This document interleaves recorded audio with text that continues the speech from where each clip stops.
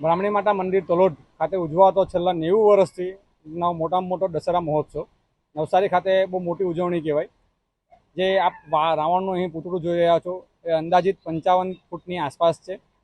એ બનાવવા માટે બધા જ બાળકોની ખૂબ જ મહેનત છે। કોઈ પણ નિષ્ણાંત કારીગર વગર બાળકો જાતે જ આ બધું મૂર્તિ આ પૂતળું બનાવે છે। બ્રાહ્મણી માતા મંદિર દશેરાના દિવસે રથયાત્રા નીકળશે અને તેમાં રામ રાવણનો આપણે યુદ્ધ માટે અહીં 4.5 કલાકે પ્રત્યક્ષ રામ રાવણનું યુદ્ધ બતાવવામાં આવશે।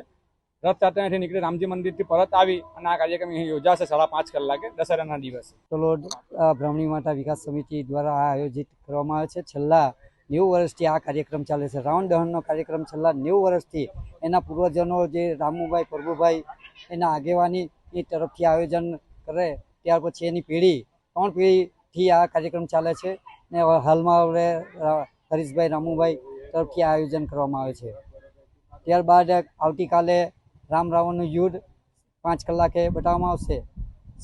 સ્વયં યુદ્ધ બતાવવામાં આવશે। બપોરે 2 કલાકે માતાજીનો વરઘોડો નીકળશે। ત્યારબાદ રામજી મંદિર કોરીવાડ રામજી મંદિરમાં ફરી આવ્યા બાદ રામ રાવણનું યુદ્ધ, રામે રાવણને કેવી રીતે માર્યો એ તમને પ્રત્યક્ષ યુદ્ધ બતાવવામાં આવશે।